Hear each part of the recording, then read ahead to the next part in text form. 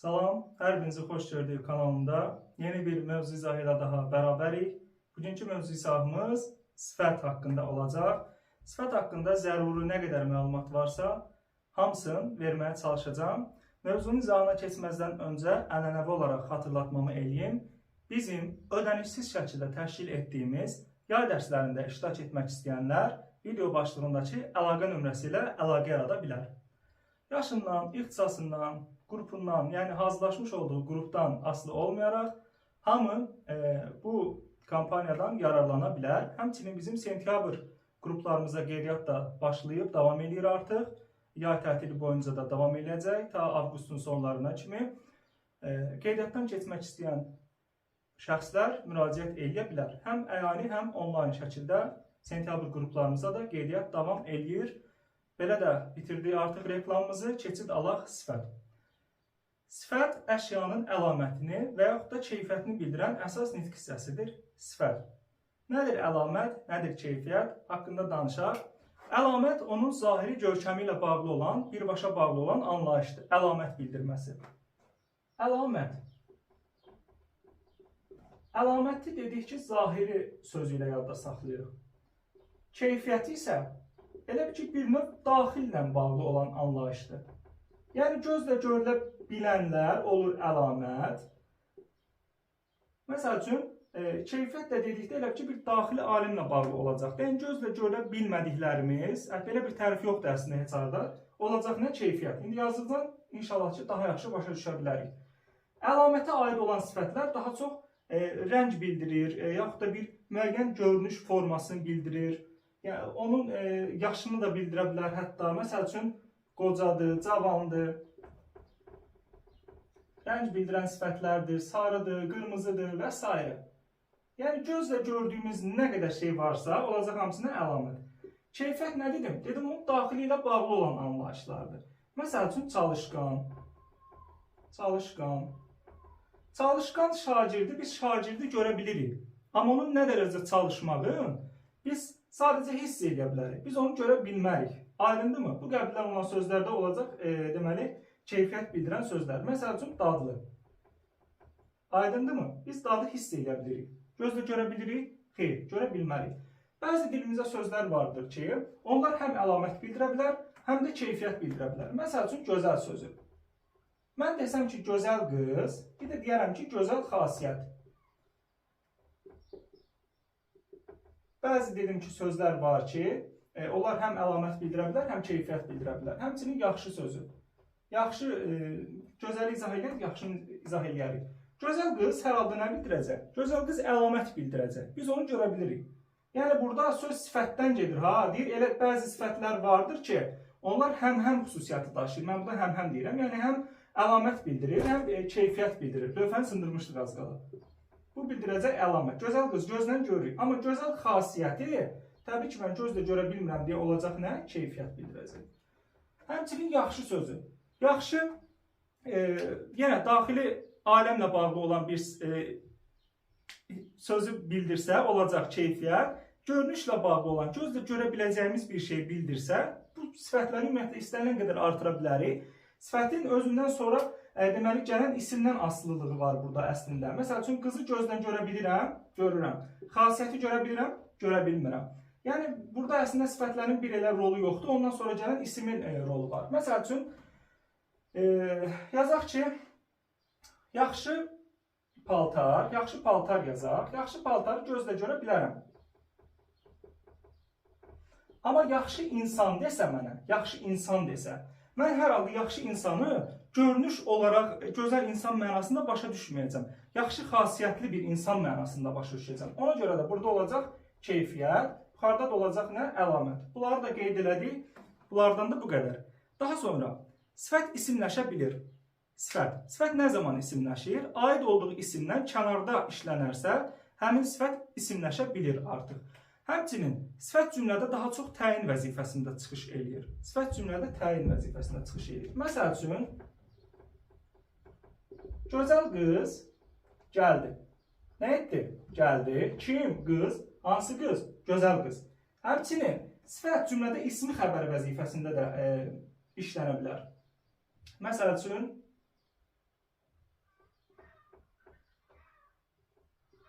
Qız bacarıqlıdır. Bacarıqlıdır. Kim? Qız. Bəs salam şut tamam. Bilirik ki, bacarıqlı sifətdir, gözəl həmçinin sifətdir. Və təbii ki, bunlardan əlavə, sifət isimləşəndən sonra cümlədə mübtəda və tamamlıq vəzifəsində də çıxış edə bilir. Məsələn, yazaram ki, cavanlar dünən gəldi. Cavanlar gəldi yazır. Nə etdi, gəldi? Əslində biz bilirik ki, cavan sözü sifətdir. Amma burada baxın, bir cəm şəkilçisi qəbul edib, ismə məxsus. Nə etdi, gəldi ki, cavanlar. İsimləşdi artıq. Oldu nə? Mübtəda. Həmçinin tamamlıq vəzifəsində də çıxış edə bilər. Cavanları çağırın. Eyni söz yazıram ki, yəni yaxın olsun da bir-birinə, yəni mahiyyəti daha yaxşı başa düşər. Cavanları çağırın. Nə edək? Biz nə edək? Çağıraq, kimi çağıraq? Cavanları çağıraq. Burada da oldu nə? Tamamlıq vəzifəsində. Bu qədər. İndi biz daha çox danışacağıq, təbii ki, mövzunun sonunda sifətin isimləşməsi prosesindən daha ətraflı məlumatları verəcəyik. Bunları daha çox biz başa düşək sifətin cümlədə rolu kimi. Cümlədə rolu. Aydındır? İnşallah ki, aydın olar. Haqqında danışaq sifətin quruluşca növlərindən. Sifətlər də isimlər kimi quruluşca sadə, cətvə və mürəkkəb olmaqla 3 əsas qrupa bölünür. Bunları artıq əzbərdən bilməliyik. Sadə sifətlər təbii ki, körpə, qoca, cavan və s. Bu sifətlərdir ki, leksik şəkilsiz işlənirsə, təbii ki, olur sadə sifətlər. Hər birimiz onları mükəmməl şəkildə əzbərdən bilməliyik. İndi bəzi sifətin dərəcələrindən danışanda sadə sifətləri mən yenə toxunacağam. Keçək düzəltmə sifətlərə. Düzəltmə sifətlər təbii ki, kök və leksik şəkilçidən ibarət olmaqla yaranmalıdır. Düzəltmə sifətlər özü də 2 əsas qrupa bölünəcək. Adlardan düzələnlər var, bir də var feillərdən düzələnlər. Mən sifəti izah edərkən ismə qayıtmaq istəyirəm. Çünki mən ismi də izah edəndə sizə demişdim ki, lövhədə yazılan şəkilçilərin çoxluğuna aldanmayaq. Yəni biz mahiyyəti, mənanı başa düşsək, heç də çətinliyimiz inşallah ki, qalmayacaq. Baxaq adlardan düzələn sifətlər.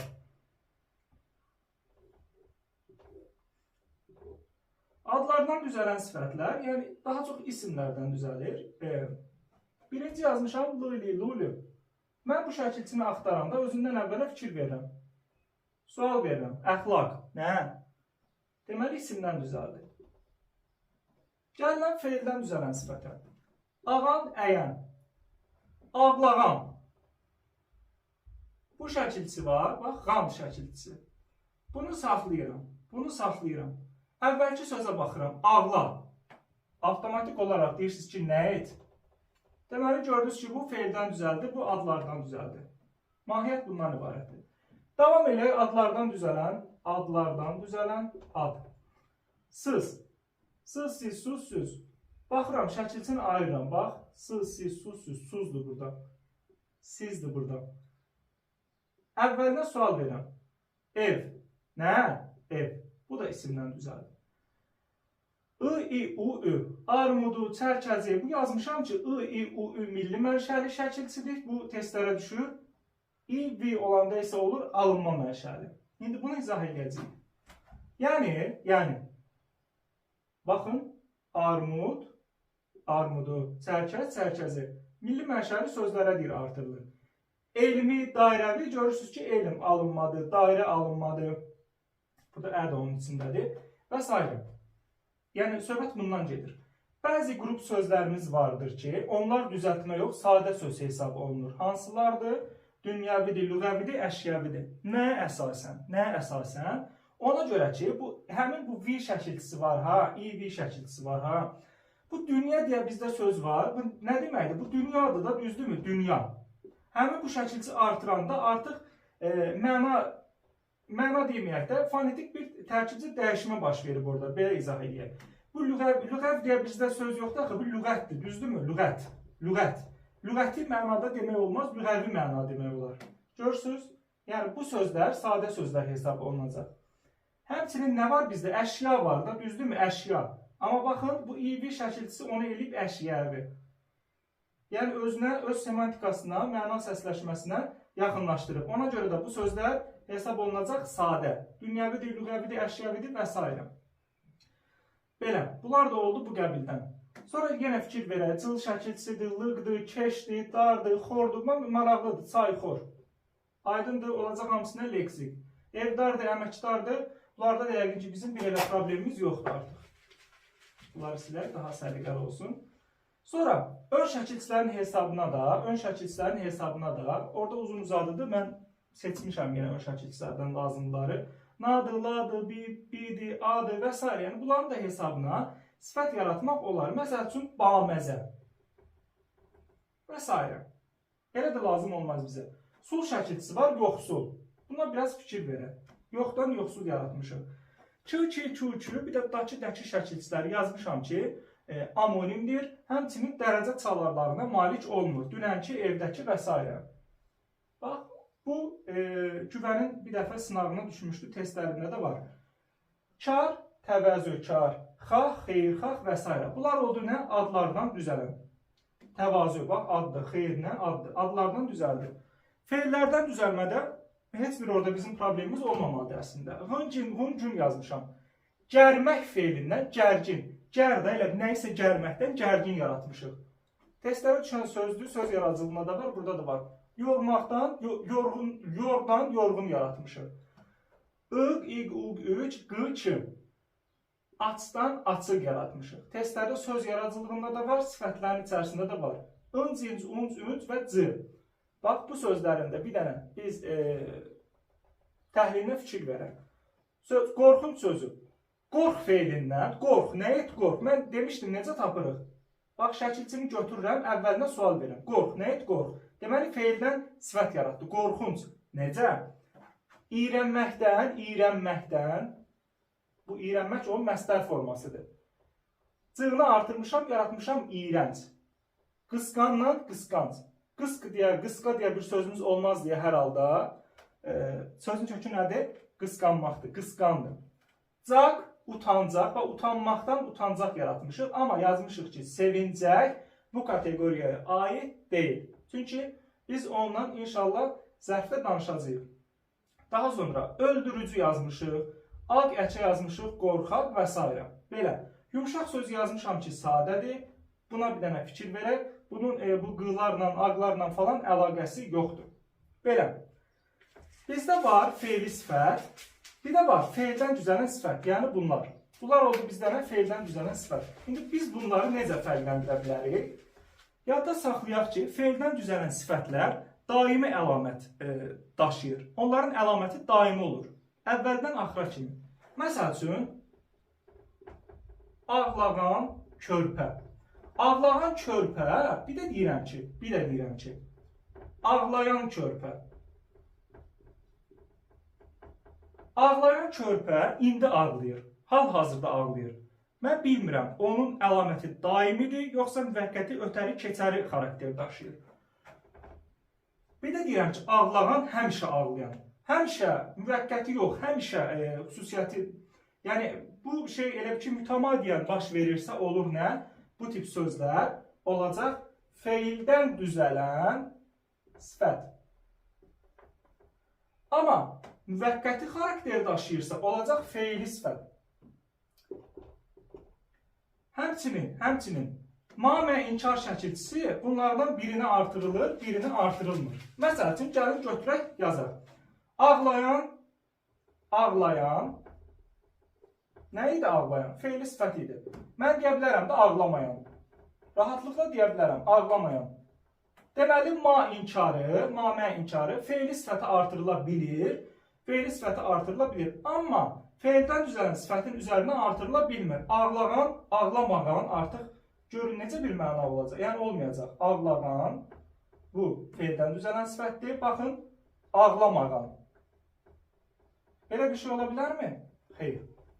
Mürəkkəb sözlər iki və daha çox müstəqil mənalı sözün birləşməsi ilə yaranır.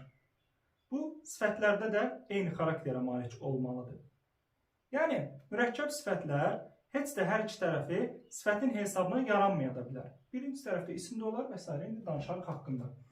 Mürəkkəb sifətlər, deməli, bitişik və defislə yazıla bilir. Bitişik yazılan mürəkkəb sifətlərdə mən ən lazımlı məqamları seçib ayırmışam sizin üçün. Birinci tərəfi sifət, ikinci tərəfi isim. Bayaq mən nə dedim? Şərt deyil ki, biz mürəkkəb sifətlərdə hər iki tərəfdə sifət axtaraq. Birinci tərəfdə sifət gəlsin, ikinci tərəfdə deyil isim gəlsin. Məsəl üçün, şirin biz bilirik ki, sifətdir, çay nədir? Ad bildirir, isimdir. Hazır sifətdir, cavab nə? İsimdir. İki düzəltmə sifəti, bu artıq ikinci qaydamızdır. Birinci getdi. İki düzəltmə sifətin köməyi ilə yaranan. İki düzəltmə. Açıq fikirli. Mən bunu ortadan götürüb parçalayıram. Açdan açıq yaradıram, fikirdən fikirli yaradıram. Bax, gördünüz. Sınmaqdan sınıq yaradıram, qərbdən qərbli yaradıram. İki düzəltmə sifət. Bu deməkdir. Daha sonra, mənsubiyyət şəkilçili sözün iştirakı ilə. Bayram qabağı. Bir növ düşünün ki, o bayramın qabağıdır. Diz üstü yazmışam. Dizin üstü mənasında. Rahat yolla başa düşək. Yəni, kim ki bu şəkildə görüb orada mənsubiyyəti tapmasa deyirəm, hallardan danışmırıq. Bir sadə bir düzəltmə sözün iştirakı ilə yazmışam, isti qanlı. İsti sözü sadədir, qandan da nə yarandı? Elə ki, bir növ, bunu götürün parçalayın, amma buna icazə yoxdur. Qandan da nə yaratmışıq? Kök və leksik şəkilçi. Elə ki, bu isti qanlı sözü, mən böldüyümdə bunu iki yerə. Birinci tərəf oldu sadə, ikinci tərəf oldu düzəltmə. A, bab bitişdirici ilə növbə-növdür, cürbəcürdür və s. Rəng-bərənglik, daha sonra onu da yaza bilərik. Bu oldu nə? Bitişik yazılan mürəkkəb sifətlər. Bir də var ki, defslə yazılanlar. Defslə, bəlli məsələdir ki, burada tirədən getmir, az söhbət. Defslə, bəzən qarışdırırıq defslə tirini, olmaz. Sadə və düzəltmə sözlərinin təkrarı ilə yazmışıq. Şirin-şirin, nə bilim, acı-acı və s. Biri və ya hər ikisi ayrılıqda işlənməyən, əyri-üyrü, xırda-mırda və s. Yaxın və ya əks mənalı sözlərin birləşməsi ilə. Biz burada təbii ki, sinonimlər və antonimlər haqqında danışa bilərik. Yəni, onları görməliyik. Evli, eşikli, acılı, şirinli, nə bilim, yaza bilərik, irili, xırdalı və s. Daha sonra, qeyri sözünün üzərinə sifət əlavə etməklə, qeyri plus sifət, qeyri-müəyyən, qeyri-insani və s. Bunlar da hamısı oldu nə? Deməli, defslə yazılan mürəkkəb nələr? Sifətlər. Gəlin haqqında danışaq, sifətin müqayisə dərəcələri. Sifəti sifət eləyən ən əsas kateqoriyalardan biri də onun müqayisə çalarlığına malik olmağıdır. Əlamət bizə 3 formada verilə bilər. Adi halda, adi haldan aşağı və adi haldan yüksək. Buna görə də sifətin müqayisə dərəcəsi 3 yerə bölünür. Adi dərəcə, azaltma dərəcəsi və çoxaltma dərəcəsi. Bu qədər. Təbii ki, bütün sifətlər bu dərəcə kateqoriyasına daxildirmi desək, xeyr. Məsəl üçün, dünənki, sabahçı, nə bilim, evdəki, küçədəki və s. Yəni, cümlədə yerindən asılı olaraq, mən bunu səhv etmirəmsə, sifətin quruluşca növlərində düzəltmə sifətlərdən danışanda qeyd etmişdim. Yəni, evdəki, sabahçı və s. bu tip şeylər, bu tip sifətlər dərəcə kateqoriyasına aid edilmir. Birinci haqqında danışaq, adi dərəcə. Adi dərəcə dedikdə, əlamətin normada olduğu göstərilməlidir. Normada, yəni nə az, nə də çox. Məsəl üçün, yazaq yaşıl, yazaq qırmızı və s. Bəlli məsələlərdir. Orada bizə verilən bəzi sözlər vardır ki, bunlardan biri alabəzəkdir, balacadır, ağ bənizdir, sarı bənizdir. Bunlar hamısı adi dərəcədə verilən sifətlərdir. Həmçinin bunlar. Bunlar nədir? Adi dərəcədir. İndi balacanın çoxaltma dərəcəsi keçəndə bu cazə hissəsinə görə izah edəcəm. Bunlara bir dənə fikir verək. Din toplularında və güvən testlərində xüsusilə bunlar bizə lazım olacaq bunları işləyəndə. Bir də deyirəm, alabəzək, balaca, ağbəniz, sarıbəniz adi dərəcədə verilən sifətlərdir. Keçək haqqında danışaq, azaltma dərəcəsi. Birbaşa artıq üçüncüyə keçirdim. Azaltma dərəcəsi əlamətin adi haldan az olduğunu bildirəcək. Azaltma dərəcəsi və azaltma dərəcəsi deməli, iki üsulla yaranacaq. Birinci yaranacaq morfoloji üsulla, ikinci yaransın, bu qədər yer hər halda bəs eləyər. İkinci də yaransın sintaktik üsulla. Sintaktik. Morfoloji üsulla yaranma dedikdə, yəni biz şəkilçiləri orada axtarmalıyıq. Morfoloji prinsip nədir? Şəkilçilərlə işləməliyik biz orada. Intıldır, traqdır, şındır, raqdır, rəkdir. Sonra nə qaldı? Yanızdır və s. Bunlar hamısı, bir dənə tutalım ki, siz sifət götürürsünüz. Məsəl üçün, sarı sifətini götürək. Sarı.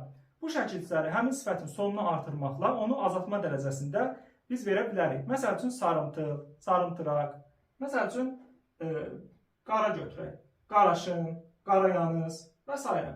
Bu da raq rəkə nümunə yazaq. Çox vaxtımız getməsin. Yaxşı raq, gödərək. Bunlara biraz daha çox fikir verək bu iki nümunəyə. Olduğu kimi düşə bilər çünki. Sintaktik yolla yaranma dedikdə isə sözlər başa düşüləcək.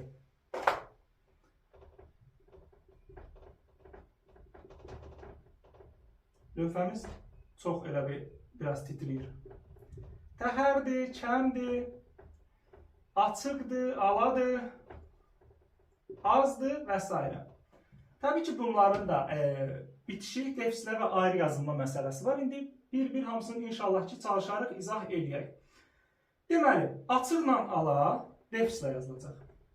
Az ayrı yazılacaq. Niyə qoyuram bu işarəni? Onsuz da bir dənədir. Bu yazılacaq ayrı. Bunlar da yazılacaq, deməli, bitişik.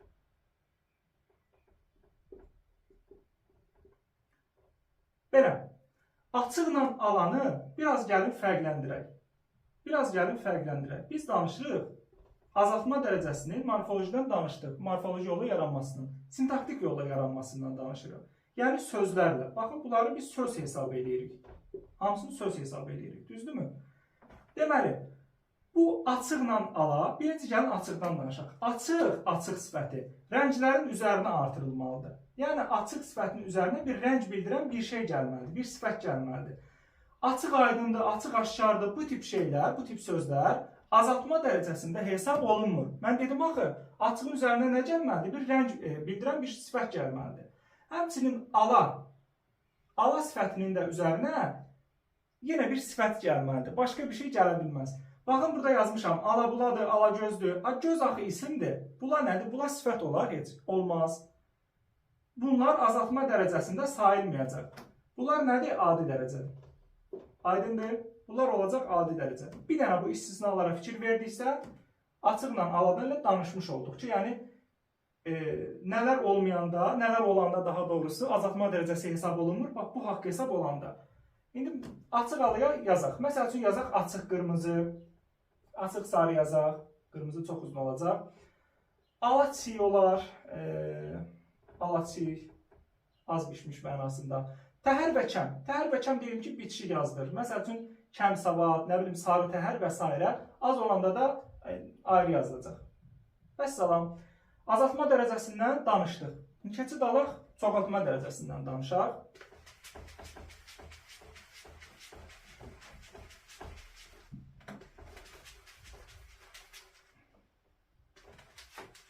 Çoxaltma dərəcəsi də deməli, iki yolla yaranır. Yəni, çoxaltma dərəcəsi də bayaqda qeyd etdim. Əlamətin nə adi halda, nə də azaltmada olduğunu göstərəcək, çox olduğunu göstərəcək. Yəni, adi dərəcədən adi haldan çox olmağını göstərməlidir. Çoxaltma dərəcəsi də iki üsulla yaranacaq. Birincisi, o keçim rahat yeri var da, tıxılıb qalmışıq bəri tərəfə. Morfoloji yolla. İkinci, yəqin ki, bu qədər yer bəhs eləyər. İkinci də yazaq, sintaktik yolla. Morfoloji yolla yaranma dedikdə, təbii ki, biz yenə şəkilçiləri nəzərdə saxlamalıyıq. Bunlardan biri cacədir. Mən bayaq qeyd etdim ki, balaca sözü adi dərəcədədir. Balaca sözü adi dərəcədədir. Balaca sözü buradan silirik. Cacə. Cacə sifətlərin üzərinə artırılmalıdır. Axı, bala sifət deyildi. Düzdür? Bax, xırdaca, körpəcə. Bunlar hamısı nədir? Morfoloji yolla yaranmış, körpücə yazacaqdım az qala. Morfoloji yolla yaranmış çoxaltma dərəcəli sifətlərdir. Belə. Morfoloji yolla biz bir də görə bilərik m, p, r, s. O hamımızın bəlkə də biz bunu əzbərdən bildiyimiz sifətlər var burada. Bu m, p, r, s-ni biz bəzən qarışdırırıq. Elə hər m, p, r, s-ni görüb biz həmin sözləri çoxaltma dərəcəsində avtomatik olaraq onların üzərinə elə ki hücum çəkməməliyik ki, bunlar çoxaltma dərəcəsidir. Məsəl üçün verər bizə bumbuz sözü. Bumbuz. İndi sual verirəm. Sizcə bu bumbuz çoxaltma dərəcəsindədirmi? Yəni morfoloji yolla yaranmış çoxaltma dərəcəsindədirmi? Deyəsiniz ki, xeyr. Nəyə görə? Deyəsiniz ki, buz isimdir. Buz isim olduğuna görə bu qayda ilə olan sözləri biz götürməməliyik. Bu qədər sadə, bu qədər bəsit. Orada elə bir problemli məqam yoxdur. Hər halda görsəz ki, ikinci tərəfində isim işlənib, götürməyin həmin şeyləri. Məsəl üçün amma yazaq sapsarı. Bax, sarı nədir? Sarı sifətdir. Belə en qədər bu nümunələri artırmaq olar. Orada hər halda bir elə çətinliyimiz bizim qalmaz. Keçək haqqında danışaq. Sintaktik yolla çoxaltma dərəcəsinin yaranma üsullarından. Deməli, ya Allah, getdik. Ən, lap, daha, çox. Buradan yerimiz var, yazaq. Olduqca, tünd, zil və s. Məsəl üçün, ən gözəl, lap gözəl, daha gözəl, çox gözəl, nə bilim, olduqca qəşəng və s.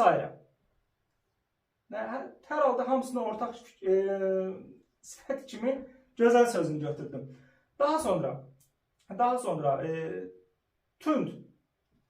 Bir də nəysə burada mən deyəcəkdim, yadımdan çıxdı.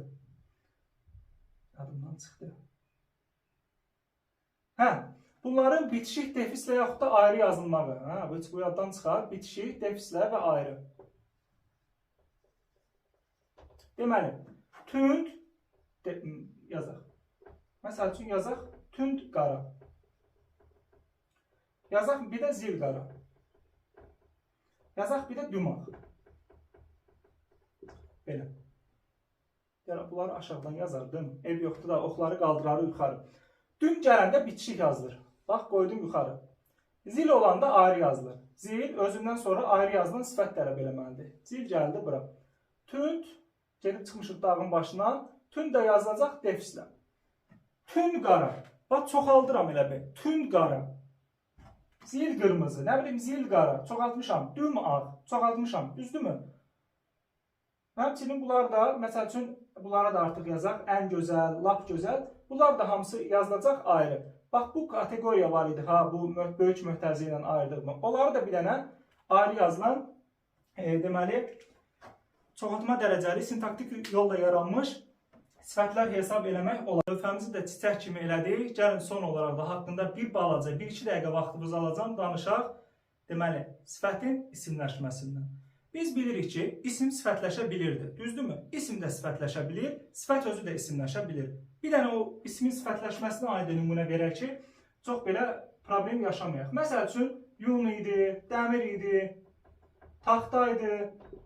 Bunlar hamısı nə idi? Bunlar hamısı isim idi, düzdürmü? Morfoloji cəhətdən bunlar isimdir. Amma deyərdim ki, məsəl üçün, desəm ki, yun corab, nə bilim, yazaq taxta qaşıq. Bu zaman birləşmə daxilində, cümlə daxilində bunlar nə edir? İsim olur, sifətləşir. İsimin sifətləşməsi bax bu idi. Bir də var ki, sifət isimləşsin. Sifət isimləşsin. Biz bunun haqqında danışmalıyıq. Sifət nə bilim, kitablarda qeyd edirlər ki, sifət isimləşərkən itirdiyi xüsusiyyətlər var, qazandığı xüsusiyyətlər var. Təbii ki, itirdiyi xüsusiyyətlər suallarını itirəcək. Necə Rəcurhan suallarına cavab verməyib, ismin suallarına cavab verəcək. Sifət isimləşərkən, deməli, dərəcə çalarlığını qoruyub saxlaya bilər. Məsəl üçün, deyərəm ki, onu bir dənə saxlayayım, hələ bu sifətin isimləşməsini sadə bir yolla izah edəyəm. Məsəl üçün, yazaq ki, cavanlar gəldi. Nə etdi gəldi? Kim cavanlar? Biz bilirik ki, cavan nədir? Orijinal versiyasında cavandır, qocadır, iciddir. Bunlar hamısı nədir? Bunlar hamısı sifətdir, düzdürmü? Bunlar hamısı verilən bizə sifətlərdir. Həmin şeyləri biz isim rolunda verməliyik. İsmin yerində verməliyik. Yəni isimləşdirməliyik, belə toparlayaq. Nə etdi, gəldi ki, cavanlar. Yaxud da gəncləri çağırın. Gəncləri çağırın. Nə edin? Çağırın kimi gəncləri. Təbii ki, biz burada cümlə üzvü kimi mübtədadan, tamamlıqdan və s. danışa bilərik. Orada yəni problemli bir məqam yoxdur. Hə, sifət dedik ki, isimləşərkən, bir dəqiqə silicini götürüm. Silici ada baxın. Deməli, sifət isimləşərkən dərəcə dedim ki, çalarlığını qoruyub saxlaya bilər. Məsəl üçün, deyərəm ki, bağdan almaların qıpqırmızılarını yığdım.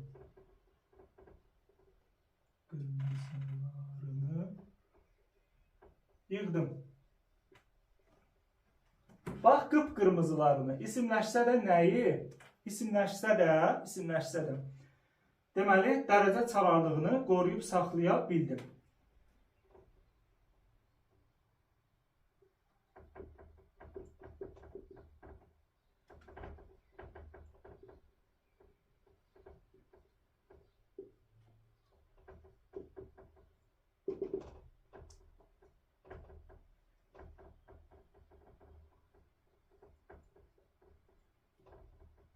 Bəzi məqamlar var ki, sifətin ismi xəbər yerində işlənməyindən gedir, söhbət. Bacarıqlıdır, nə bilim, ağıllıdır və s. Deməli, bəzi məqamlar var ki, sifət isimləşəndəmi ismi xəbər olur, isimləşmədənmi ismi xəbər olur? Hər ikisi mümkündür. Hər iki hal mümkündür. Məsəl üçün, qız bacarıqlıdır, ağıllıdır. Sualına baxın, necədir? Necə sualına cavab verir? Özündən əvvəlki gələn cümləni artıq yazmırıq da, yəni istədiyiniz qədər ora bir şey artıra bilərsiniz. Mənim burada işim ismi xəbərlə bağlıdır. Sual verir, ağıllıdır, bacarıqlıdır, necədir? Necədir? Kimdir sualına cavab vermir axı? Necədir? Deməli, isimləşmədən də ismi xəbər vəzifəsində işlənə bilir. Lakin, bizi xilas edən o iciddir. Mən bayaq qeyd etdim axı, icid sözü orijinal versiyada sifətdir. Amma baxın, xəbərli şəkilçisini burada qəbul elədi. Bizi xilas edən o iciddir. O necədir? Sualını verə bilmərəm axı. Kimdir sualını verirəmsə, burada deməli isimləşərək ismi xəbər olan versiyasıdır. Testlərə birə-bir düşə bilən hallardır. Bu cümlə düşməsə də başqa bir versiyası düşə bilər. Orada məsəl üçün var ki, sifət isimləşəndə itirdiyi xüsusiyyətlər, qazandığı xüsusiyyətlər, bayaq bir ikisini sadaladım əslində. Qazandığı xüsusiyyətlər hallana bilər, cəmlənə bilər, mənsubiyyətə görə dəyişə bilər və s. Birə-bir o şey gəlib sizə düşməz, itirdiyi, qazandığı xüsusiyyətlər. Əvvəlki illər olsaydı, hə, düşərdi, amma artıq elə şeylərə üstünlük vermirlər. Bu qədər sifət haqqında yəqin ki, bütün lazımlı məqamları çatdırdım. İzlədiyiniz üçün təşəkkür edirəm, sağ olun.